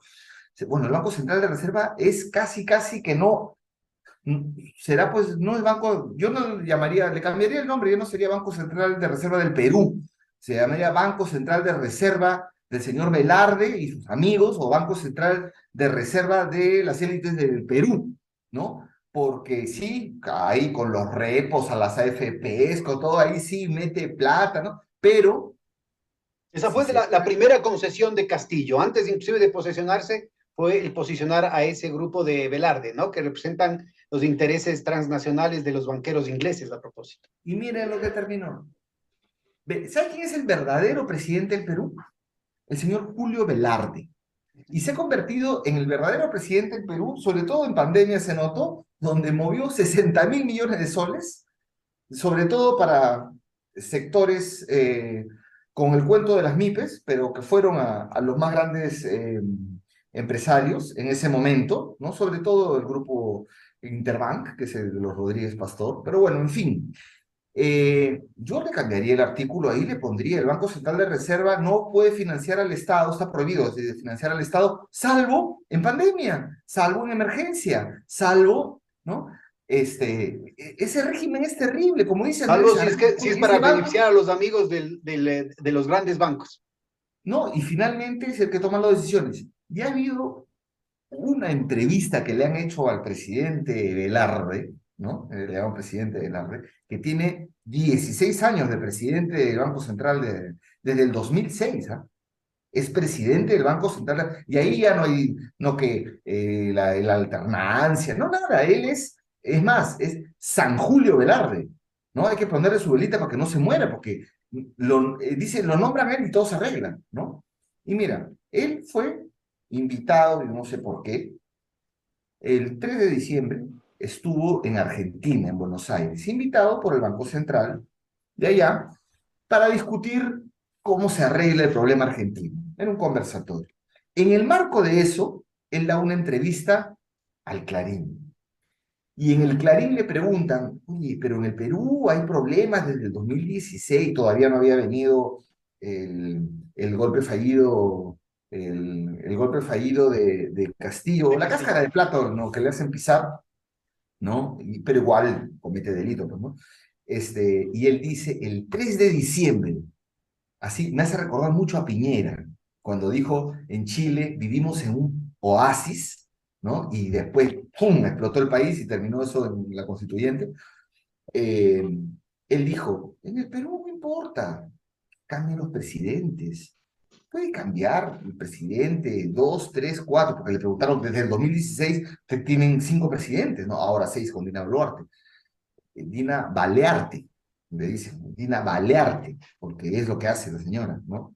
Entonces, y él dice, no importa porque en el Perú ya ganó un consenso económico, nada más ciego, ¿ya? El consenso económico es su consenso monetario, pues de las metas de inflación, ¿no? De la represión salarial y de la estabilidad macroeconómica a costo, pues, de que la gente se muera, ¿no? Y inmediatamente viene lo del 7 y viene esta gran respuesta de la población peruana, sobre todo del sur andino, también de Virú, el norte Eso y cuéntanos un Cajamarca. poquito, porque ahí decíamos, ¿no? Entonces, ya vamos a ir con el segundo titular, el segundo vector que mencionabas, que es el hecho de que la derecha, los de arriba ya no pueden, porque están peleados, ¿no es cierto? Esta burguesía transnacional financiarizada está peleada con esta otra burguesía más mafiosa, más vinculada al capital Yo no les profesional, llamaría burguesía. bueno, lumpen burguesía. Yo, de verdad que no los que mandan, no sé, puedo decir, pero burguesía, o sea, A yo ver, creo que una cuéntanos de esto, burguesía, por qué empiezan peleándose? Teniendo en sus manos, ¿no es cierto?, en una segunda vuelta a Kuczynski y a Keiko, ¿no es cierto?, teniendo ya, en el mira, bolsillo voy a el entrar a eso, consenso de la pero población, ¿por qué se pelean los de arriba? ¿Por voy qué a ya no entrar a pueden eso, seguir de socios como habían venido siendo bueno, desde el 90, ¿no? claro, sí, PPK apoyó todas las campañas de Keiko Fujimori en 2000, perdón, la de 2011, la salió a él en el meeting apoyando.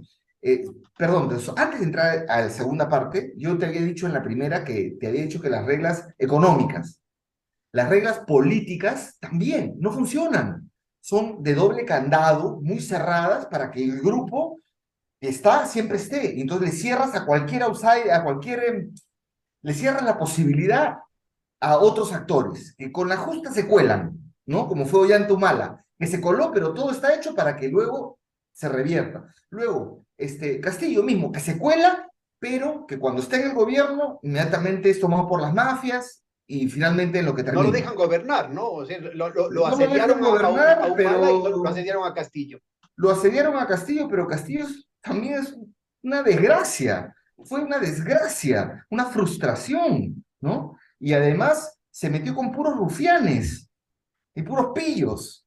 Y ahora encima toda la izquierda es corrupta, Pero es ¿no? importante ubicar, ¿no?, que aquí hay una constante, a propósito de las reglas políticas, que se crea una situación entre presidencialismo y parlamentarismo, pero lo cierto es que hay un ataque sistemático a la institución de la presidencia de la República, independientemente de quién esté en la presidencia. Yo creo que es Eso es importante claro. ubicar eso. Es un Eso boicot es sistemático. claro.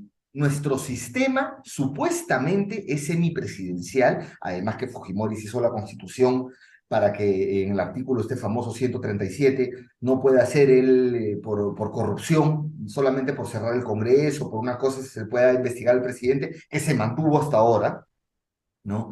Entonces, pero ese sistema, como no puede ganar la derecha las elecciones desde el 2016, no puede, y cuando dieron su golpe de Estado fallido en el 2020, con la cabeza de Turco de Merino, pero detrás estaba la coordinadora republicana, que yo le llamo la coordinadora republifacha, este, y que duró 6 días y que tuvo muertos, también 2 muertos en Lima, y esos 2 muertos en Lima cayó, mira, acá hay más de 30 muertos en el interior del país y eso a Lima no le importa, ¿no? Es bien cruento. Pero este sistema semipresidencial, como ya no pueden desde el 2016 en ganar la elección, ya saben que es difícil. Mira, Keiko Fujimori es un factor de distorsión. Hasta la propia derecha dice que ya no postule, ¿no?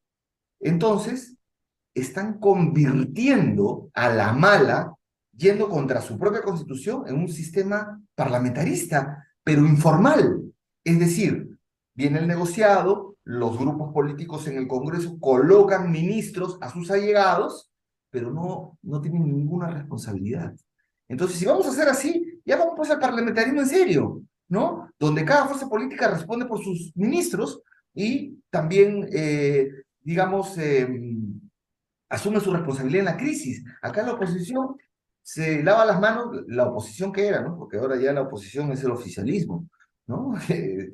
Eso ya cambió en el Perú. En el Perú estamos viviendo una dictadura cívico-militar en este momento. Es todo un sistema, entonces en realidad, más allá de las apariencias, ¿no es cierto? Lo que se ha convertido es un sistema de cuoteos por debajo de la mesa de distintos grupos de negocios, ni siquiera de poder, distintos grupos de negociados, ¿no es cierto? Que sobre la base del chantaje van poniendo a sus personajes, a sus operadores políticos para garantizar contratitos.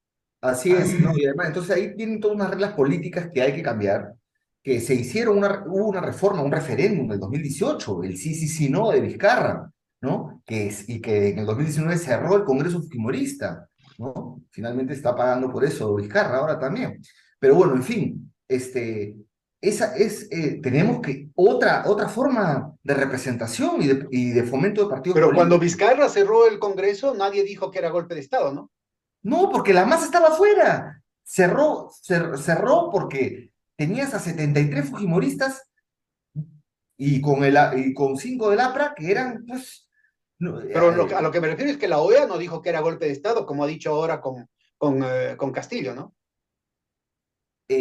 mira, el cierre del Congreso del año 2019 fue un cierre del Congreso popular, donde la izquierda, digamos, no estaba en el gobierno, no participó, pero querían cerrarlo, y los que estaban dentro del Congreso, incluso, ¿no?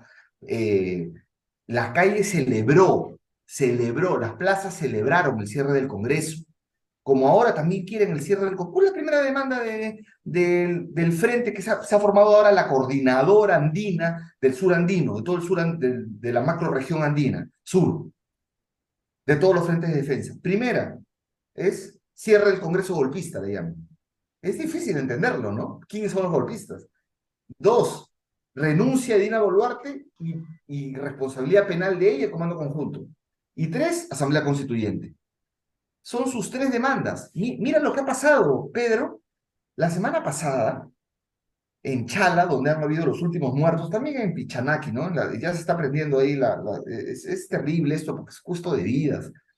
En Chala, donde está la minería informal, ahí al sur, en la provincia de Carabelí, de la región de Arequipa, en el barrio chino, le llaman a un distrito. Su demanda de ellos, histórica, economicista, siempre ha sido título de propiedad acá. A ellos sí pedían, y formalización de ellos. Bueno, fueron los ministros, porque ahí fue un foco fuerte de tensiones, fueron los ministros. Bueno, venimos a traerles el título. No queremos título. ¿Qué quieren? Renuncia de Dina Boluarte y que asuma por los muertos. Entonces, ya escaló a política, ya la solución al conflicto ya no se Ahora, esto es muy importante ubicar que no es que Pedro Castillo tuvo esa situación orgánica de masas, sino que se ha dado espontáneamente y Pedro Castillo, más allá del personaje, Pedro Castillo se ha convertido en un símbolo de todas las reivindicaciones, ¿no? Aquí la Clau ojalá hubiera vivido para que haga un análisis más allá de su populismo. Yo creo que es muy importante el tema de que se convierte en una especie de Es significante vacío, polémico eso, ¿ah? Es polémico. pero aparece, lo importante para quienes no estamos cerca de ahí es entender que esto es un proceso espontáneo, desde muy heterogéneo, desde distintas posiciones, desde distintas luchas, desde distintas organizaciones, se enciende Voy a la decirlo movilización así, popular. ¿ya? La bandera menor, la lucha, o sea, la reivindicación menor es libertad para Castillo, de un grupo, ¿ya? Lo mayor es, y ni siquiera de restitución, ¿ah? Sino libertad nomás, porque sí, efectivamente, a Castillo, que lo tienen que juzgar, pero yo diría no por el golpe de Estado, eso finalmente ni se materializó eso, ¿no? Y ni siquiera le han hecho antejuicio, ¿no? O sea, lo están ajusticiando. A él lo deben de juzgar por el caso del puente Tarata, por el caso de los ascensos de los generales, por el caso del Ministerio de Vivienda y del Ministerio de Transporte, que son casos de corrupción de su grupo, y él recibiendo. ¿Ya? Por eso que lo juzguen, como a todos los demás, ¿no? Pero a él, hasta mismo 7 de diciembre, ¿viste cómo lo capturaron? Parecía un operativo. En el Congreso, los 3 jefes de las Fuerzas Armadas, más uno de ellos que es el presidente del Comando Conjunto, que se lo van rotando, o sea, me refiero al contraalmirante el de la Marina, el comandante general del Ejército, no sé cuál es el título en la aviación, más el teniente general de la policía, que es su título máximo, los 4, digamos, los cuatro fantásticos, en el Congreso, como puño de la mano, vitoreando como si, yo decía, clarísimo que han hecho una operación. ¿Y quién es el presidente del Congreso? El señor Williams, es general. Entonces, Bueno, aquí han hecho una y se operación. cuenta las reuniones de la embajada americana con algunos de estos altos mandos militares, ¿no? Pero claro, o sea, acá había una cáscara de pero sin embargo también hay que decir que Estados Unidos apoyó a Castillo.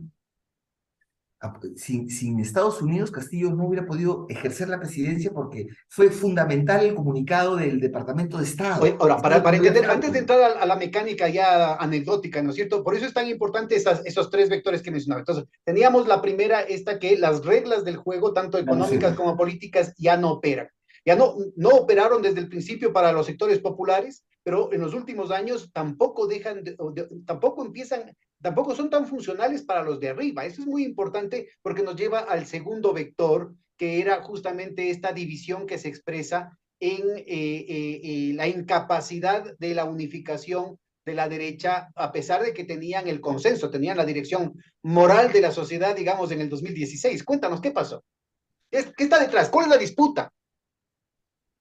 Mira, cuando en el 2016 Keiko Fujimori pasa a primera vuelta con más del 30%, dicho sea de paso, es la última vez, porque ya en el 2021 no pasó eso, que los dos primeros suman más del 55%.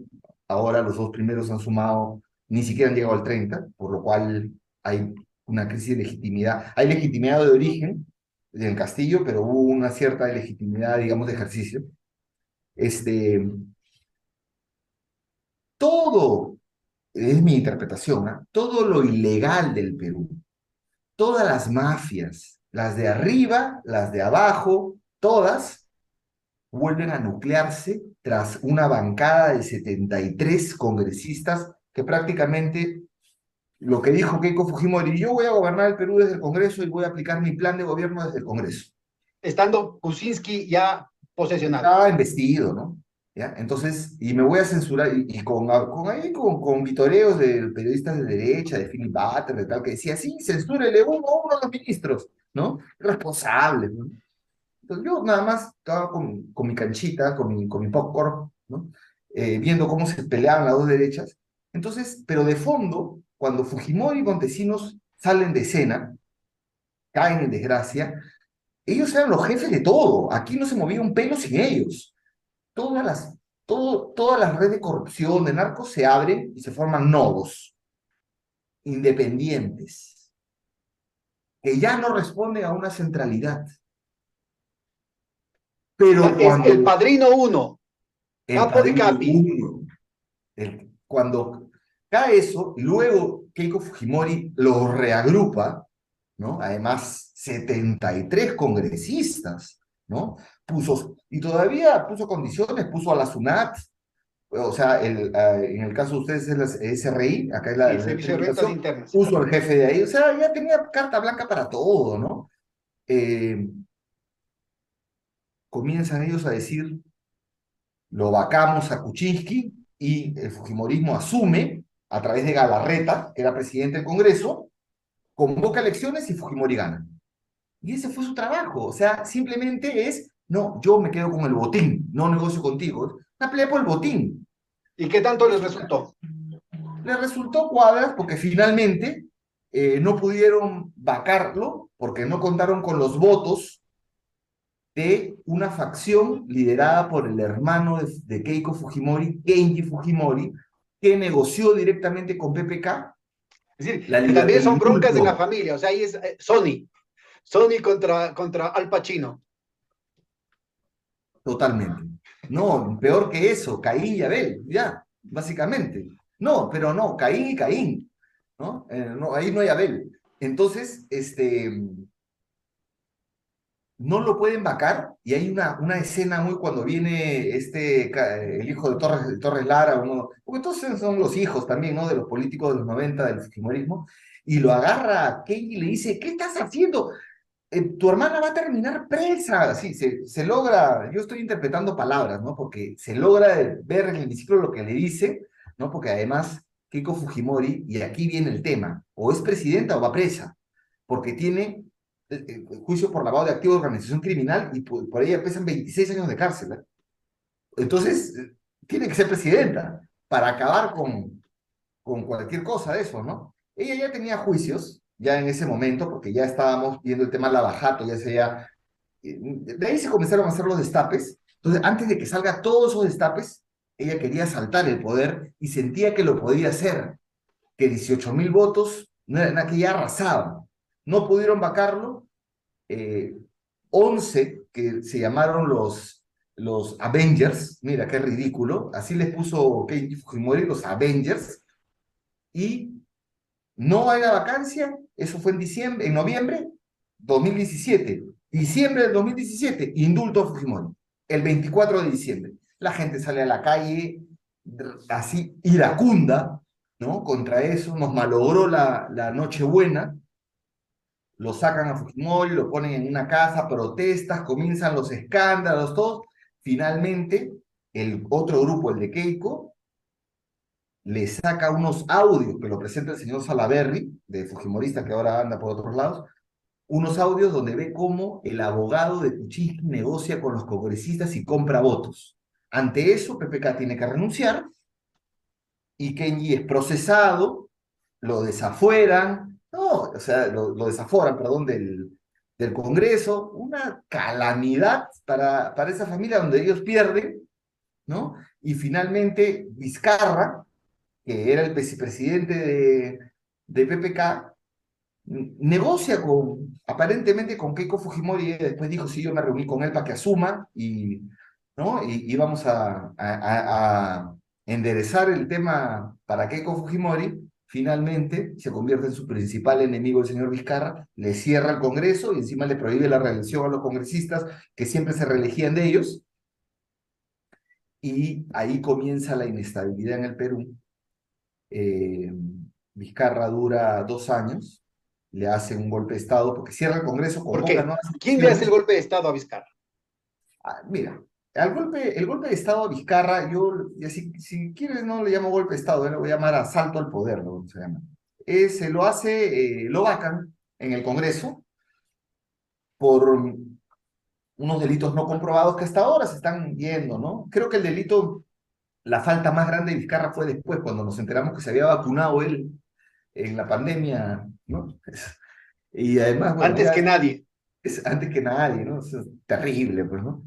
Pero bueno, en fin, Vizcarra antes de eso hizo una gran cosa, acabó con el Congreso Fujimorista y realmente les quitó el poder a tanto el APRE y el Fujimorismo del control de las principales instituciones del Estado.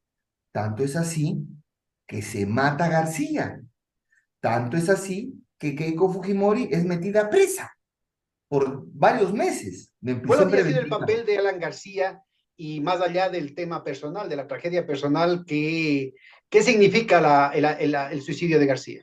El suicidio de García significa cuando se mata el que en ese momento era el político más poderoso, digamos, influyente en la derecha peruana, digamos, el jefe, ¿no? El jefe real, que estaba entre España y Perú. Entre España y Perú había candidateado en 2016, había sacado 5%, ya no era la máquina electoral, ya estaba caído en desgracia, pero él igual era un personaje importante, ¿no? En la política peruana. Bueno, en el caso Lava Jato, lo descubren pues el tema de las loncheras de plata, de dinero que le llevaba Marcelo, perdón, el señor Jorge Barata a su despacho, y caen sus aledaños y vienen las colaboraciones eficaces, sobre todo una muy del señor Atala. El señor Atala, que era un amigo de él, que era su testaferro, tenía la plata en Andorra a nombre de él, lo capturan a él y al hijo, Samir Atala. Entonces, podrás imaginar el pleito familiar que hubo ahí de la familia Atala, que una familia, digamos, de raíces árabes, una familia rica, y que al hijo le metan preso. O sea, eso es lo que la señora de Atala le habrá dicho: oye, me sacas a mi hijo de inmediato de la cárcel, ¿no? Y la única forma era hablar, y habló todo. Y entonces los fiscales, dirigiéndose a capturar a García, a detenerlo preliminarmente por 7 días y sacarlo enmarrocado, García se mata. Se suicida. Además, ya se sabía, ¿no? Un periodista, Carlos, no me acuerdo, de RPP, lo entrevista la noche antes y le dice: señor García, ¿usted es consciente que esta puede ser su última entrevista? Y García le dice: ¿cómo que la última? No, la última en libertad. Es que ya todo el mundo sabía que lo iban a capturar. Ya había pasado la escena de que se había metido a la casa del embajador de Uruguay y no le habían dado el asilo porque sus delitos eran comunes, ¿no? Entonces se mata, y esa es la señal de los tiempos. Al morir García es para mí la señal de los tiempos, ¿no? De que el régimen ya está descompuesto totalmente. Y el APRA también queda liquidado, ¿no? A pesar de que lo reivindican a García. El APRA queda liquidado, pero bueno, como dicen que el APRA nunca muere, no sé, ahora están buscando reinscribirse, perdieron la inscripción. Yo la verdad es que eh, la hija de García estaba postulando como número 1 al Congreso, con Nidia Vilches iba a la presidencia, ¿Y ahora cuál es la perdió. narrativa de victimización de García, de que fue persecución? ¿Cómo fue? Claro, de que le dejo a mis detractores que yo nunca robé, nunca, y les dejo como desprecio de esta persecución mi cadáver, ¿no? Hizo todo un testamento político ahí. Bueno, yo lamento, es un personaje muy interesante, me hubiera gustado alguna vez entrevistarlo, pero también un personaje que ha marcado la historia del Perú, no para bien, no para bien. Bueno, finalmente, Vizcarra es vacado, Merino asume por 6 días y nombra como primer ministro a la ultraderecha. Ahí cuando ya se descubre, ¿no? Yo escribí un artículo que se llamaba ¿Quién está detrás? La cabeza detrás del complot contra Vizcarra, en la primera vacancia que no ganó, y yo identifiqué a la coordinadora republicana. Finalmente ponen ¿Quiénes a son los de la uno, coordinadora republicana? Perdón, de la republicana. son los, digamos, los políticos más rancios y más fachos que existen en el Perú. Y le mando saludos, ¿eh? El señor Ángel Delgado, el señor Domingo García Belaúnde, el señor Antero Flores Arauz, vinculados también el almirante Montoya, todos vinculados ahí, ¿no? ¿El almirante Cueto también La o no? señora, vinculados, no salían en la foto el señor Villenstein, ¿Y hay por sus qué no fotos. duró, y por qué no duró esta fracción, que era un matiz respecto, porque los demás más o menos eran del mismo bloque, ¿no? No, Parecería claro, que ya se acomoda lo que pasa es que en el Perú, dentro de la derecha, la derecha se ha fortalecido, la ultraderecha se ha fortalecido como tendencia en la derecha. Todavía es repudiado por la sociedad, felizmente. Mira las movilizaciones, pero porque se identifica que esto es un golpe de derecha, ¿no? Este, no dura porque no amarran todo adentro, casi todo, pero no amarran afuera. Y nadie los reconoce afuera, nadie. Entonces, lo que no soporta el Perú, yo me he dado a cuenta pesar en la de historia tener del Perú, a Bolsonaro, el único, pero digamos, Y Áñez, Eh, ¿no? Áñez estaba todavía creo que, Áñez, sí, pero era irrelevante eso para... y No lo Duque, reconoció ni la OEA, no lo reconoció, nadie lo reconoció, ni pero siquiera lo y por qué reconoció Duque, Bolsonaro, Áñez no lo reconocieron? porque no vas a meter las manos, pues, ¿qué es esto? ¿No? Es que no trabajaron el frente externo, no lo trabajaron, ahora sí lo han trabajado. Aprendieron de esa lección, ¿no? No, y por eso mitad de los 190 países con los que 190 países con el que el Perú tiene, o si un poco menos, relaciones diplomáticas, solo 60 han reconocido, ¿no? O sea, A, ni la mitad. a Arriba Baluarte. Balear, Ya. ¿no? Entonces, bueno, Pero es finalmente, el mismo grupo que fracasa con Merino, ahora tiene éxito con Balearte. claro, está ahí. O sea, digamos, no estarán contentos con la cara de ella, Porque ella digamos, era una pero defensora de los derechos humanos, ¿no? ella venía de la izquierda, ella era, además era de las más radicales en campaña, ¿no? Pero imagínate, pues yo siempre que veo al más radical, yo digo, Es mejor decir, ahí nomás. la CIA va aprendiendo, ¿no? Entonces aprendió de la traición de Moreno aquí en Ecuador y está utilizando muy bien a Dina Balearte en Perú. Sí, hay una cosa más, que es que hay algo que en el Perú no se tolera, y es lo único que me hace tener esperanza en mi país. No se tolera, por más que sea aplastado, no se tolera el asalto al poder.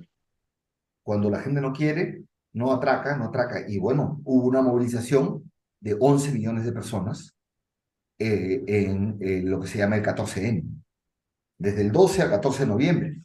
Y los héroes, Bueno, damos un pasito atrás y vemos de nuevo, se queda Merino, no trabaja su frente externo y cae a la semana. cada semana igual recupera su curul de congresista que tiene su protección, ya pierde la presidencia del Congreso y una pequeña fracción del Congreso, que eran el grupo del Partido Morado y del Frente Amplio de la izquierda, eran ¿qué? 6 de un lado y 3 del otro, o 8 de los morados y 6 de los otros, que eran 14, minoría total, la población en las calles lo convierte en mayoría y asume la presidencia del Congreso Sagasti, la primera vicepresidencia Mirta Vázquez, izquierdista, una mujer muy luchadora. Él sube al sillón presidencial para convocar elecciones y ella se queda de presidente del Congreso sin mayoría. Ella tuvo un equilibrismo, tuvo que hacer para que no lo vaquen a Sagasti. Finalmente, Sagasti creo que es el único presidente peruano de los últimos años que no tiene ningún, Acusación de vamos, corrupción. no tiene, Y el él único era que el Partido Morado. ¿Qué es el Partido el Morado? Partido Morado de centro. Centro. ¿Es Yo no morado sé quién por defendía los el Faja centro. Morada de Argentina, de los radicales? ¿O por qué? Mira, yo la verdad es que no creo que sea por eso. Yo creo que es el Partido Morado porque le pusieron, digamos, no sé, en la antipolítica, ya, pues, no sé, ¿qué es el Partido Morado? Pues, ¿no? ¿Qué es eso? ¿No? O sea, claro que después ellos le llamaban su centro republicano, le dicen, ¿no? Centro republicano, el republicanismo progresista, ya comienza. En realidad hay muchos compañeros, yo conozco que son como liberal progresistas, pero por lo menos gente que no es mafia, ¿no? Bueno, Que no y es mafia. en medio de esta trifulca y sobre todo de la división de la derecha, eh, gana un Castillo que en la primera vuelta tuvo ¿cuánto? 19% de la votación. En la primera vuelta del 2021, ¿me Sí. estás hablando? En la primera vuelta del 2021, Castillo, además ahí, la que se alistaba a pasar a segunda vuelta era Verónica Mendoza. Y los periódicos de la derecha, el comercio y todo, le dieron un duro de alma y lo levantaron a Castillo. Ellos lo crearon a Castillo, lo hicieron así. Le pusieron toda la propaganda cuando vino Castillo marchando en caballo, toda la televisión y todo lo pusieron para hacerle lo mismo a Verónica Mendoza del 2016, que se divida el voto y no pase, y pasen dos derechas. Tenía como 4 candidatos de derecha, pero finalmente, días antes se dieron cuenta que la habían fregado totalmente y ya como que un día antes de la elección comenzaron a decir, no, él está vinculado a extrema izquierda cuando ya Castillo, todos los votos, el trasvase Inclusive estaban, bueno, como siempre, ¿no? Con toda la campaña de que él era el candidato oculto del Sendero Luminoso. Eso ya vino después, porque al principio, cuando querían bajarle los 10 días antes de la elección de primera vuelta, no, era el profesor, ¿no? Una vez que gana, pero gana la primera, o sea, como dice, hemos creado un monstruo, ¿no? Se les salió, se les pasó la mano, y bueno, sí, efectivamente en el Perú hay todo un bloque enorme, yo le llamo izquierda social, que le permitió a Ollanta pasar 2 veces a segunda vuelta, que casi le permite a Verónica Mendoza primera vuelta, pasar a segunda, ¿no? Y que estaba con Castillo, porque tú mira, pues los mapas electorales es el mismo, es el sur andino, quien tiene el sur andino pasa a segunda vuelta, Bueno, y les ¿qué empieza pasa a con el ganar. norte?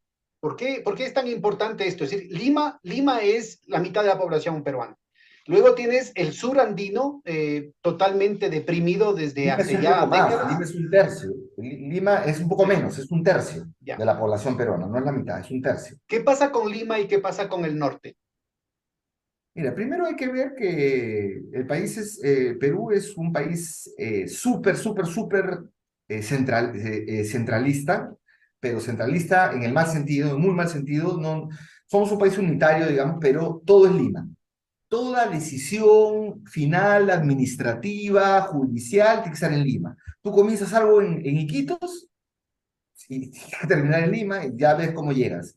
Para los quechohablantes, lógicamente no hay justicia, ¿no? Y sobre todo que Lima es la ciudad que más se habla quechua, ¿no? Sobre todo a las 4 de la La cantidad mañana. de migrantes, ¿no? Claro, pues todo lo que es Lima, la Gran Lima ahora, ¿no? En lo que antes se llamaba los conos y que ahora es Lima Norte, Lima Por ahí Sur, leí un Lima. estudio que el 10-12% de la población limeña es hija de limeños, ¿no? Solo el 10-12%. Claro, ¿quién es de Lima? Yo no sé, mis padres son de provincia, o sea, yo no, mi padre es de Arequipa, mi madre es de Tarma, todos, bueno, pero todos llegan, todos llegan. Eso se fue, antes habían ciudades intermedias en desarrollo, pero digamos, ahora tienes Lima, Arequipa, Piura, y el resto son pueblones, ¿no? Me disculparán, pero no, es por el centralismo, ¿no? Entonces, no es que tengamos, como Colombia o como Ecuador, que tienen ciudades y desarrollo que va por esos lados, más o menos comparables, ¿no? Quito, Guayaquil, Cuenca. En Colombia tienes pues Medellín, Cali, Bogotá, Ibagué, ¿no? La 10ª ciudad colombiana, que es Ibagué, es como Arequipa, ¿no? Que es la 10ª colombiana, Es ¿no? la segunda de Perú. Y Arequipa es la segunda de Perú, ¿no? Entonces, bueno, dicho sea de paso, muy lindo Arequipa. Eh, entonces, ¿qué pasa? Esto es histórico, es estructural. eh, la tradición andina del sur con la República ha sido de comerciantes, ha sido también ahí sí, bastantes etnias en la sierra, igual nosotros en la Amazonía tenemos una cantidad de pueblos, ¿no? Y el norte, ganadero, de haciendas grandes, donde vivían los oligarcas, además, a pesar que en Arequipa también vivían algunos, pero Trujillo, Piura, grandes haciendas, y son realidades bien distintas, hasta climáticas, bien distintas. Además, desde Y el origen del APRA, ¿no? El norte, ese el norte. norte es de origen del APRA, totalmente, ¿no? De la intelectualidad trujillana, vinculado con los obreros y con el campo trujillano, A pesar de ¿no? que Alan García era de Arequipa. Alan García no es de Arequipa. Alan García es, me parece, cusqueño o de Lima, no, no, no, no Yo creo que tengo es de Arequipa. Alguna vez yo leí personalmente un sí. ¿Y él dijo eso? Él Sí, era de Arequipa. en alguna reunión de cuando estaba de presidente, en las reuniones de los dos gabinetes, ¿no? Mira, porque ¿sabes qué? La historia personal de No Alan lo dijo yo García, nací en Arequipa, dijo esto es de Arequipa, es de mi corazón, alguna cosa así, ¿no? puede Dijo. ser, porque él no, él viene más bien, su madre y su abuela vivieron en Arequipa mucho tiempo y en Cusco. Ah, puede ser. Ahí hay una historia que algún día se sabrá, ¿no? Lo cuentan en círculos del APRA de realmente cuáles son los orígenes de Alan García, ¿no? Pero bueno, en fin, Ese es para sí, sí, el siguiente episodio. es un segundo episodio, ¿no? Pero bueno, en fin, en el siglo XIX el Perú se dividió en dos. En el estado norperuano, el mariscal Santa Cruz se dio cuenta de esta división, de que eran dos países distintos, y formó el estado, además todo lo que es lo mochica, lo chimú, y ya la cultura del maíz, ya es el norte, Eso es la cultura de la papa, ¿no? Que es del altiplano. así es distinto, ¿no? Son dos países distintos. Yo no tengo yo la Bueno, capacidad y hoy día, sociológica y hoy para día, y ahondar en hoy el día, y hoy tema. día el norte no está movilizado, o el norte está controlado Sí, el por norte dentro. está en Virú, en Trujillo, precisamente La Libertad. Eso también Azcandela y Cajamarca, ¿no? Pero ya no solamente ahí, también tienes Pichanaki, ya la sierra, la selva central, la selva alta. No, ya tienes irradiado. Pero en el siglo XIX se conformó la Confederación Perú-Boliviana, tres estados: Bolivia, sur peruano y norperuano, y cada uno tenía su constitución. Duró 3 años y Chile le hizo la guerra, vinculado con la gente de Lima, que no querían eso, que habían perdido poder. Además, porque la capital había sacado, ya no era Lima, una era Arequipa, la otra era Yungay, me parece, en el norte, o una parte de Lima, Huaura, no sé bien, pero digamos, se quita el poder, y cada uno con su constitución. Y Chuquisaca, Chuquisaca es en Bolivia, en ¿no? Bolivia, claro. En Bolivia, y esa confederación que se alistaba a hacer Ahí una. fue un proyecto, además apoyado por el Imperio Británico, ¿no? De destruir la Confederación. Total, total, ¿no? Y esos son los antecedentes de la guerra con Chile. Y el segundo episodio de eso es la Guerra del Pacífico, ¿no? Claro, Nuevamente, porque la primera guerra con Chile fue esa. Con Chile hemos tenido dos guerras. La primera guerra con Chile fue la invasión chilena, que tuvo dos etapas. La primera etapa, que fueron aplastados, que quisieron entrar por Arequipa. Por eso después en la guerra del Pacífico nunca se metieron por el sur. Ellos de frente y tomaron el norte, porque así les funcionó. Y además y fueron con partes del Perú, con gente peruana. Entonces les enseñaron a los chilenos: es aquí, por aquí, entras por aquí, por ahí, y eso fue finalmente, les dieron un mapa de por dónde entrar al Perú. Y cuando viene la ocupación chilena de 2 años, eh, Chile ocupa el Perú 2 años, en el 80, 82 o 81, 83, del siglo XIX. Ellos entran, desembarcan por el norte, por ahí vienen, ¿no? Se acabó esa confederación. Y yo creo que con eso se perdió la oportunidad de que el proyecto histórico de los pueblos del Perú se haga realidad. Y bueno, como en toda América Latina, más bien el proyecto histórico del capital es ha mandado. el que se ha Ahora, superpuesto. ¿qué es lo qué es lo que está por delante para, después de este hiato, digamos, navideño, ¿no es cierto? Parece que se reasumen las movilizaciones. Sí, sí, se Y, resumen. Esto no queda así, ¿Y qué ¿no? pasa Porque con los sectores de izquierda, con la izquierda social, la izquierda política, la izquierda intelectual en Perú? yo creo que hay un gran problema ahorita con la izquierda peruana. Se amarraron mucho a Castillo, digo yo, no supieron desmarcarse a tiempo, y creo que no han estado, sobre todo, a la altura de ser un protagonista en esta crisis. Voy a decir en plural: hemos estado ausentes, no hemos sido actores en la crisis, nos agarró así. Y ahora no hay ningún partido ni organización de izquierda que esté, digamos, hacemos solidaridad, pero no es que no está dirigiendo nada, no, digamos, son las coordinadoras, los frentes de defensa, la población organizada, donde siempre hay, porque esto es algo que yo, cuando estuve en la PCI, me fui asesor del primer ministro Lerner en el año 2011, Con y Humala. con Humala, antes de la masacre del 10 de diciembre, que le llamamos, porque cuando traiciona él, y cuando termina de traicionar, ¿no? Ya salimos todos. En ese momento, los informes de inteligencia que nos daban ahí, pues es un chiste, ¿no? Toda la culpa la tenía Patria Roja, toda la culpa la tenía Sendero Luminoso. Entonces, en el Perú ya eso está estudiado, además. Los conflictos sociales, que son productos de este Estado, sobre todo, de estas reglas, tienen un inicio en una oposición a una ley, a un proyecto empresarial, a algo, en el interior. Y comienza la huelga, y nadie le hace caso. Hasta que llega el punto más álgido donde ya la toma de la carretera, el aeropuerto, ya está álgido, álgido, álgido, en ese momento, en el tema álgido, normalmente los sectores ultras o los sectores sabotaje se meten porque es lo que hacen esos sectores, pero eso no explica el conflicto. Entonces, todo el tratamiento estatal es a partir de que los ultras se suman, o de que entonces es Sendero, Ese es el es el pretexto, ese es el pretexto para la represión. Y eso nos lleva al tercer y último título que mencionabas, que es el verdadero partido del gobierno de Dina Balearte, es el ejército, son las Fuerzas Armadas.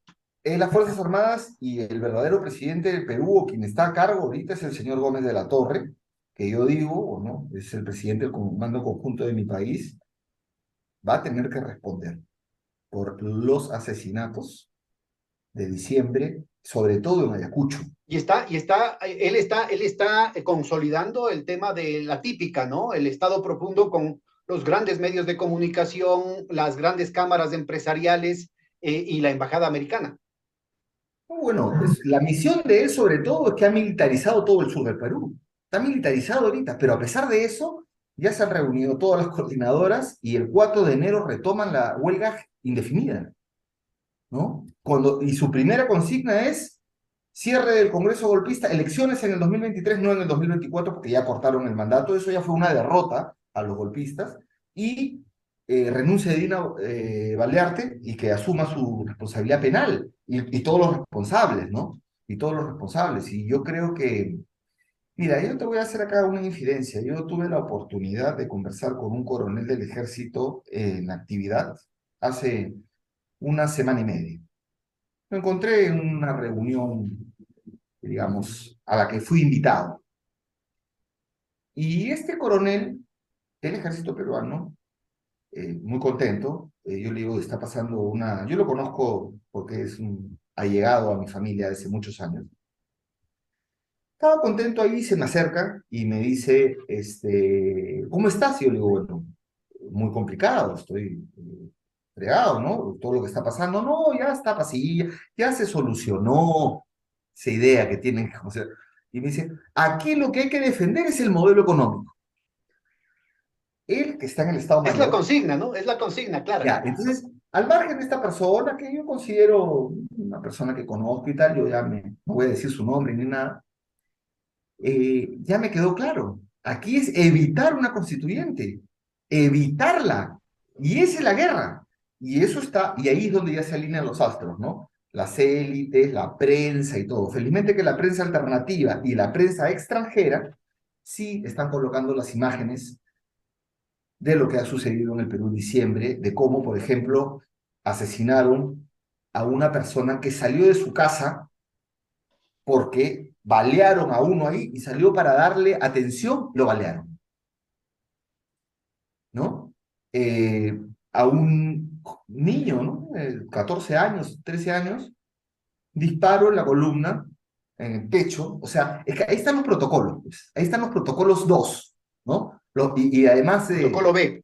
el protocolo B, ¿no? Que se aplica en Guatemala, que se aplica en Perú, en la policía, y en las Fuerzas Armadas, bueno, en las Fuerzas Armadas salen a ¡trrr!, ¿no? Pero el disparo al ojo, han quedado un montón. Bueno, Pues, son las mismas técnicas que han utilizado acá también, ¿no? No es coincidencia, En pues. octubre del 2019, que en junio del 2022, lo que pasó en Colombia, lo que pasó en Chile, lo que pasó en Palestina, lo que viene pasando en Palestina todos los días. Yo creo que ahí está clarísimo, ¿no es cierto?, que esto de aquí, estos accidentes, estas situaciones coincidentales, ¿no es cierto?, claramente muestran un patrón de conducta, muestran una tecnología de represión, muestran... Exacto, una tecnología que no está escrita en los manuales.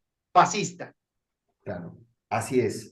Los manuales no tienen eso. Tú ves los manuales del ejército, no está. Esos son como el manual B, escondido, ¿no? Y normalmente pues con las armas en las alcantarillas, para que después no se sepa quién disparó. Bueno, en fin, todo eso. Bueno, Carlos, vamos a dejarlo por aquí. Ya nos hemos pasado bastante del tiempo que más o menos teníamos programado.